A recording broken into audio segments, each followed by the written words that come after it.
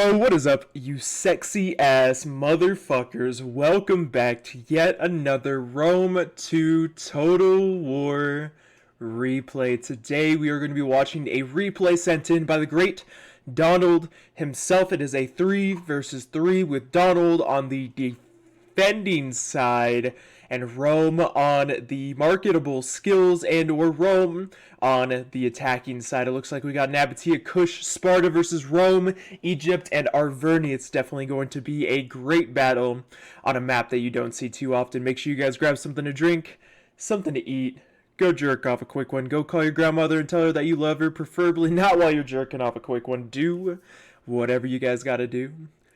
And let's get into it. I am very excited to be able to watch this battle, guys. This is going to be a doozy. We've got some fantastic players fighting against each other today.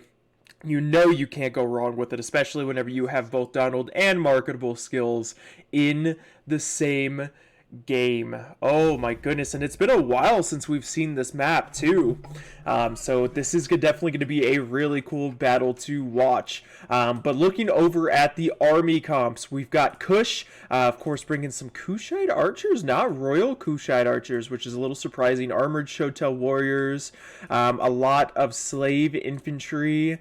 Yeah, basically a lot of slave infantry, Shotel warriors, and armored Shotel warriors. Over here, looking at Donald's army, Sparta, we've got Piriakai hoplites, we've got Spartan hoplites, we've got Gorgos skirmishers, which you don't really see too often, which they are so, it's always really cool to see an all-women unit too. Like, they're just so cool in Rome 2 Total War.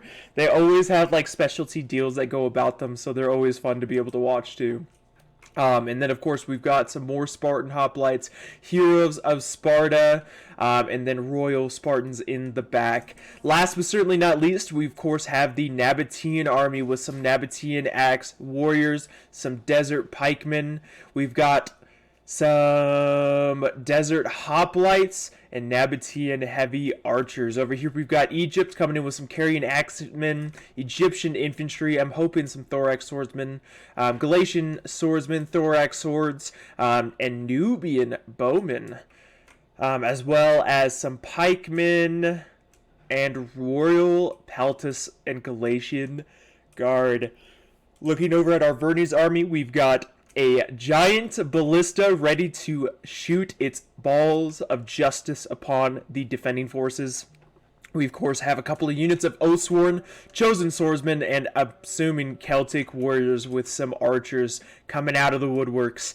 Last but certainly not least, of course, we've got the great Roman army with some Praetorian Guard, which you don't see too often anymore, which is kind of cool to see, especially with their purple cloaks. You know we love to rep that purple. God, such a beautiful unit too, and Rome's armies are always just absolutely gorgeous.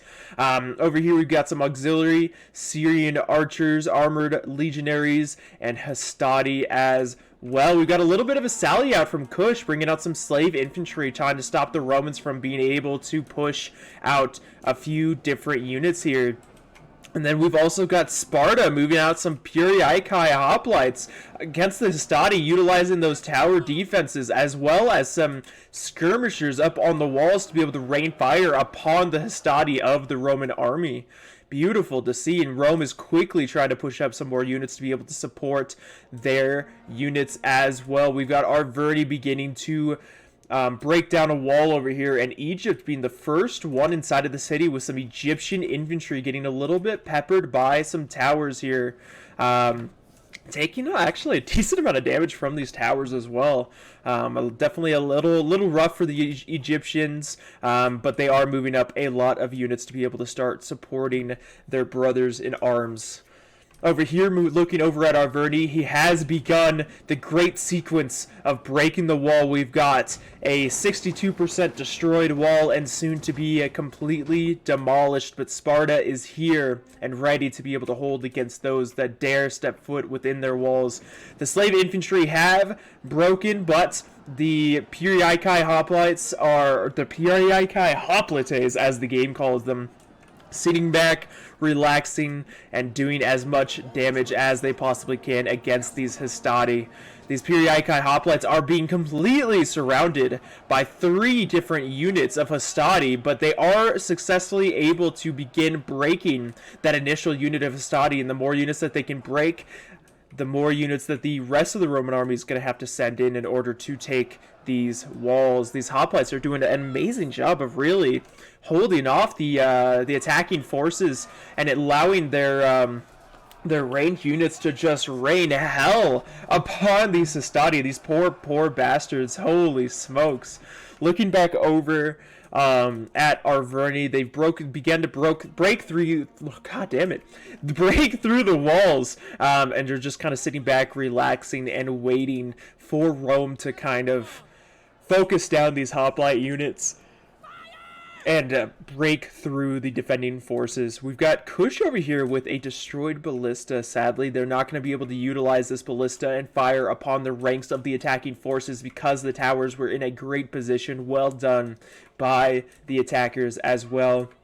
Looking back over to Egypt, of course, we've got some Egyptian infantry fighting on the walls against desert hoplites. A very interesting units to fight up on the walls. Hoplites are definitely not my favorite units to hold up on the walls. Of course, hoplites can hold for a long time, but I usually like to utilize sword units so that way they can actually do some damage against the forces that they're fighting against on the walls. But I guess the whole point of this is to really just hold the wall and ensure that these towers can continue to fire or rain their fire arrows upon the enemy and do as much damage as they possibly can. And these Egyptian infantry are definitely taking a beating. A cheaper unit versus a cheaper hoplite unit as well. And then, of course, we've got some more elite thorax swordsmen coming in on the flank of the desert hoplites. That is going to cause some issues and definitely cause some more desert hoplites to fall against the might of Egypt. Over here, we've got Nabatea having moved out with some Nabatean axe warriors against some Pharaoh spears and thorax swordsmen outside of the gate. The defenders really not allowing the attackers to take the walls today. They do not want them to step foot within their territories. They want to be able to do as much damage as possible. And then Sparta over here with some Spartan youths that have taken a little bit of fire here from the towers, but they still have plenty of numbers to be able to try and rack up as many kills as possible. And then over here we do have that Egyptian infantry finally breaking against the might of Nabatea. We've got some archer support trying to fire into these hoplites, but all of their arrows are going to be hitting the wall here and not doing any damage. Always be careful with how your archers are firing into the walls, because a lot of the time, whenever you're attacking and you're engaged with the enemies on the wall, you have to get that perfect angle, or else a lot of your ammunition is either going to hit against this kind of rim of the wall or the towers. So always be very, very, very careful of whenever you're utilizing your ammunition against the troops on the wall. Over here, we've got Sparta with their Periodici hoplites still holding against armored legionaries and Hastati, seemingly just, wow, doing a lot of damage against these troops. Great to see. And then we've got some Kushite slave infantry in the midst as well, trying to support their Spartan allies and continue to hold this gate so that way the towers can continue to do some damage. And then we've also got Kush bringing over their Kushite archers, trying to get some flanking shots against the Roman legionaries as well. Beautiful move by the defenders. We've also got some archers, some auxiliary Syrian archers moved up to be able to fire. See, this is a great target to fire, especially because whenever a defender sets up their troops so that way it's hard because you have to right click and drag to be able to get that yellow line to go all across that front. But whenever they set up the troops so that way there's going to be a lot of troops set up along the back, then the archers have free reign to really do some damage against those troops. And these archers are not armored at all. They are very, very susceptible to any sort of fire, so they can definitely take some heavy damage as well. So I'm glad that they're able to start kind of getting those troops out of there. The defenders finally beginning to break against the might of the Roman army, but not without causing a lot of casualties. Great moves by the defenders. The defenders are going to actually allow the attackers to take this courtyard. They are favoring falling back to these kind of choke point areas where the buildings narrow a couple of these areas, so that way the hoplites can really do some damage here.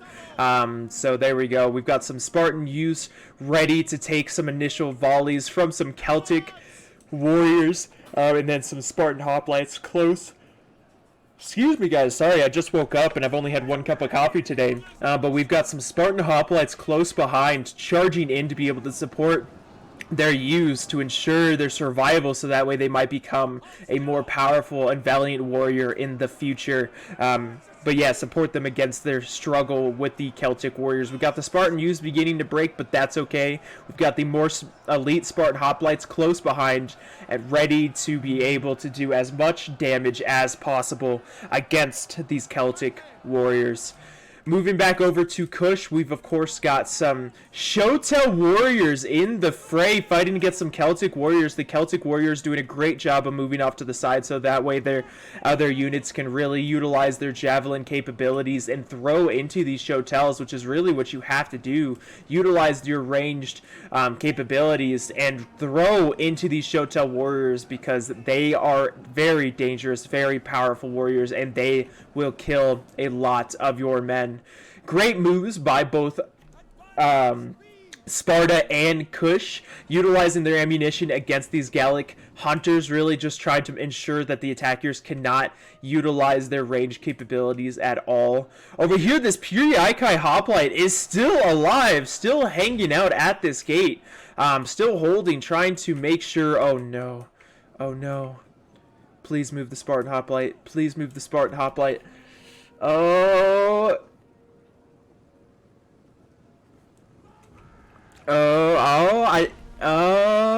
They're gonna, yeah, they've already taken a couple of losses. No, fall back.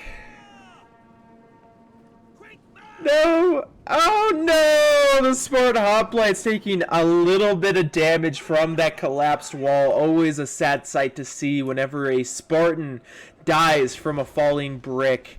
Over here we can hear the might of some of this artillery firing into these Kushite archers, getting a great shot. Holy smokes. I just saw the numbers on that Kushite archer just drop like crazy. So they are going to quickly move over behind the buildings and try to take cover from those flying rocks, and try to ensure their survival, because nobody wants to die from a projectile. Over here we've still got these two units of Shotel warriors doing what they can to fight against the might of the Roman Empire and the Gallic or the Celtic warriors. They are going to continue to swap units and really just try to utilize that charge bonus as much as they can against these Shotel warriors. Again, utilizing any advantage that they can to break these Shotel warriors and ensure that they cannot do as much damage as possible. Over here, these Spartan hoplites doing a fantastic job of holding against the might of the Celtic warriors. You have so many Celtic warriors in the fray right now, just trying to do as much damage as possible, but you've also got so many different hoplite units in the fray, just trying to do whatever, hold the line and do as much damage as they possibly can. What a sight to see. And then of course we've got some archers returning fire against the Spartan Cretan archers as well. These Cretan archers really just trying to hold the line and just try to pepper these units as much as they possibly can. Try to do as much damage as they can, and continue to fire into the flanks of some of these units as well. These Shotel warriors still holding with 143 kills, even having taken so much projectile fire. And then with another unit of still fresh Shotel warriors in the background. These Astadi breaking against the might of the Shotel warriors. And then they are going to quickly move in this fresh unit of Shotel warriors into these chosen swordsmen and make sure that they cannot use those projectile capabilities against them. They want them to fight in close quarters. And look at those shields. These Shotel warriors are some of my favorite looking units. They look incredible. Their armor is completely different. Their pointy hats, their ginormous woven shields. You love to see it. Absolutely love to see it. And of course, those curved swords as well, fighting against a elite unit from Arverni. Definitely a good one-on-one situation for Kush. Over here, we are seeing a little bit of breakage from some Kushite slave infantry having moved up to be able to try and hold against the might of the Roman infantry. We've got a lot of armor legionaries charging into these Spartan hoplites, really just trying to do whatever they can to do as much damage as they can. The Spartan hoplites trying to hold these towers, but the Romans are close enough where they will be able to neutralize these towers and stop the fire or the rain of fire ammo upon them.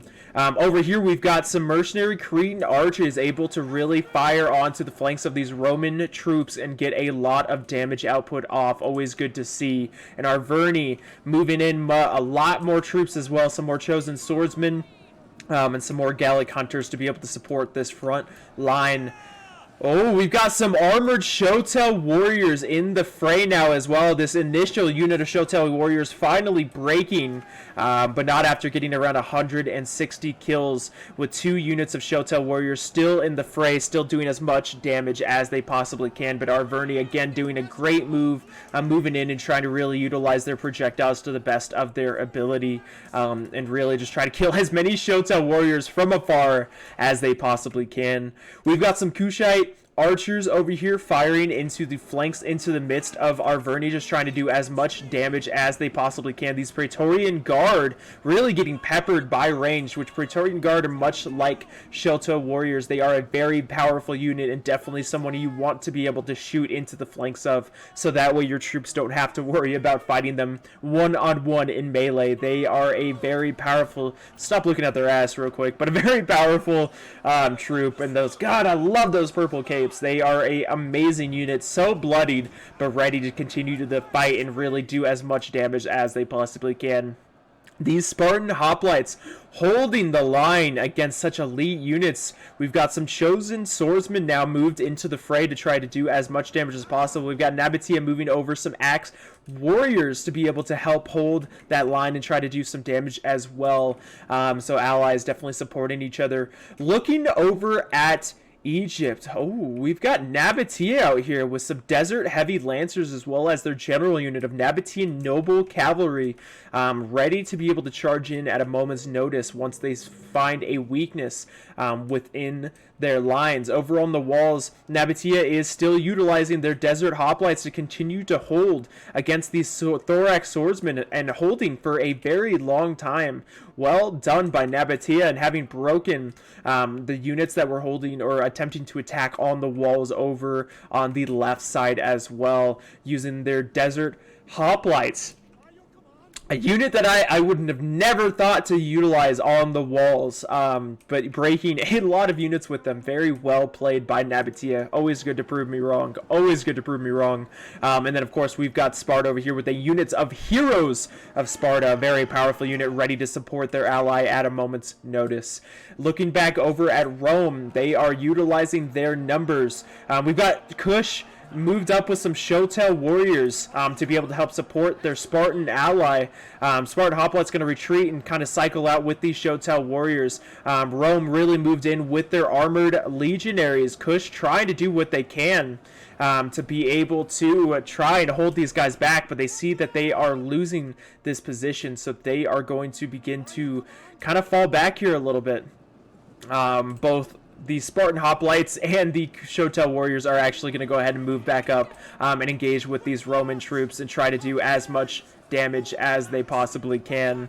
Shotel warriors charging into the Great Praetorian Guard, the Battle of the Elites. Great battle for the Shotel warriors because they are meant to be able to take on a lot of armor.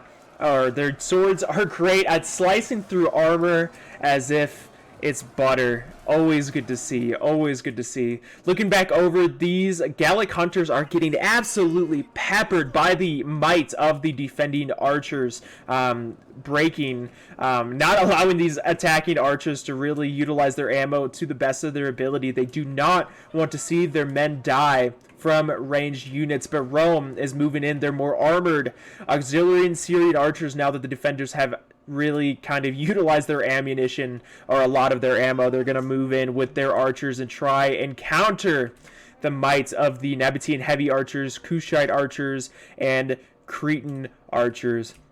Over here, we've got a unit of armored legionaries coming back to the battle after having been breaking for a little bit. Arverni moving over with some Oathsworn, trying to support the Roman allies in breaking this flank. It looks like this is the weakest flank by the defenders. Kush is going to have to move over anything that they can. These slave infantry, it looks like, are going to be the nearest units, but they're going to have to move over some units to be able to really support this. And Nabatea does have some pikemen in close by in the back. They might have to start moving them into the fray to really help support this flank, because if the attackers are going to break anything, it is most certainly going to be this flank. Sparta moving back a unit of Spartan hoplites, Kush moving back a unit of slave infantry, 2 units of slave infantry to hold off against the might of the Oathsworn.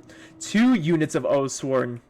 It's definitely going to be brutal. Rome is going to go ahead and move in Legatus himself into the city to look for an opportunity to engage with the defending archers and really just try to stop the rain of hate coming from the enemy archers. They're going to try to do whatever they can. It's a little bit of a risky move because, of course, losing your general would be devastating. Look at him with his golden armor, but definitely if he can successfully pull it off, it will pay well for the attacking forces. Over here, of course, we've still got both Sparta and the might of Kush with the remnants of this unit of Shotel warriors engaged with these armored legionaries, just doing whatever they can to hold off against them. The Shotel warriors fighting against these slave infantry, or I'm sorry, the Oathsworn fighting against these slave infantry. They are going to absolutely evaporate this unit, but this unit has to do whatever they can to be able to really hold off and do as much damage as they can. And look at Legatus, the general, moving in and just trying to get as many kills on these archers as they possibly can, ping-ponging back and forth, getting so many archer kills. Beautiful move by Marketable Skills, really utilizing his general to the best of his ability as well. Gonna go ahead and charge into the flank of these armored Shotel warriors and really just try to get as much damage off as he possibly can. Maybe be able to move through and get back behind his lines before he falls for the might of Rome. But he is gonna go ahead and get surrounded here. Oh, he's trapped. Oh, no, he's not. Oh, I don't know. Is he trapped? I think Rome's general might be trapped here. I mean, getting a lot of kills on those archers, great move. But I think Rome is definitely going to lose his general here. The thing about Rome is that they already have such great morale. I mean, their morale is 66 plus any upgrades that they have from chevrons that they might have on them as well. Oh shoot! And we've got Kush moving in their Royal Guard. The defenders countering with some of their cav, trying to break these units so that way they can get back into their lines, but moving in with their cav to really engage with these archers, really engage with these chosen swordsmen and try to break these troops so that way their frontline troops could really cause some havoc within the lines. These slave infantry breaking against the might of the Oathsworn, but we've got Sparta moving in a depleted unit of hoplites to do whatever they can to hold these Oathsworn back. Kush being daring with his general and really just trying to utilize him to the best of his ability, charging into some archers. Beautiful move by both the attackers and the defenders, being ballsy with their generals, with their cav, trying to do as much damage as possible. Over here we've got Nabatea continuing to cycle charge into Egypt, really just trying to again do as much damage as they possibly can, breaking some Nubian bowmen, and now starting to fall back before the rest of Egypt's might can fall upon them with their spears, with their long pikes. And Egypt is really having a hard time here. We've got some Royal Peltas now in the fray, engaged with the Desert Hoplite, a very elite unit, definitely going to be able to get a lot of kills. I'm not sure if that is the general. No, it's not the general. It's just a Royal Peltas unit, which is beautiful to see. And then we've got the Galatian Royal Guard in the mix as well, trying to fight against these Nabatean Axe warriors and just take these walls for the attackers. If the attackers can take these walls and really put pressure on the other sides, and they definitely can do some damage. But oh my goodness, over here the mass break of our Verni. Wow, and they quit. They gave up. Honestly, Wow, that was a great battle. Well played by the defenders. Holy smokes, and those ballsy general plays there at the end was always a good sight to see. Let's go ahead and look at the kills here. We've got the Mark of Athena playing as Kush with 1,814 kills, Draven playing as Nabatea with 1,902 kills, and Donald playing as Sparta with 1,531 kills. On the attacking side, we've got Marketable Skills playing as Rome with 2,079 kills, Joe Kevin Sykes playing as Egypt. Wow, my mind just completely blanked there for a second. Getting 1,006 kills, and Bert getting 1,454 kills. Of course, with the Mark of Athena, let's go ahead and click on that. Holy smokes, the lag. Mark of Athena getting some great kills with their archers. Their armored Shotel warriors really coming in at the end and starting to get a lot of kills, 180, 109. Their Shotel warriors, 179, 166, and their general, 157. Marketable skills, their archers getting some decent kills. General getting fantastic kills against those archers. We've got their armored legionaries, 216, 132, 187, 136. And their Praetorian Guard not doing great with 165. Looking back over at Draven and Joe. Joe getting 128, 124, 115, and 144 here, just doing whatever they can to be able to distract the enemy with Nabatea, getting some fantastic kills. We got the Desert Heavy Lancers getting 196, the General getting 112, Archers 251, 29, 215, Armored Desert, or I'm sorry, the Desert Hoplites, not even Armored Desert Hoplites, but regular Desert Hoplites, 158, 162. The Axe Warriors doing some work as well. And then, of course, we've got Donald and Bert. Donald getting 140, 109, 114. Archers getting some fantastic kills, as well as those Gorgos. Skirmishers, love to see a different unit. And last but certainly not least, we've got Bert getting 113, 123, 135, and 141 with their with their giant ballista and their Oathsworn doing some work as well. Overall, a fantastic battle to watch. Definitely a pleasure. Donald, thank you so much for sending this battle in. Marketable, thank you so much for getting your ass. I mean, what? Guys, thank you so much for watching this battle. I really do appreciate it. If you guys liked it and you want to see more of it, please be sure to hit that subscribe button. We are so close to reaching 200 subscribers, and I would really appreciate it. If you guys also liked it, make sure to leave a like and a comment down below. Let me know what you liked most about the video, or if you have any feedback for me, let me know what you got. If you guys also liked the video, make sure to check out my Twitch channel at twitch.tv/CAPN4IS. Super casual, chill stream. We'd like to play a lot of Rome 2 and a lot of other games as well, so make sure you guys check that out. And I completely forgot to say, but this video is sponsored by Gamer Grind Company. They are a fantastic company based primarily within the United States area at a very affordable price. Make sure to use code CAPN4IS to get a nice little discount on your next order. Guys, thank you so much for watching the video. I really do appreciate it. And I will see you sexy ass motherfuckers in the next one. Peace.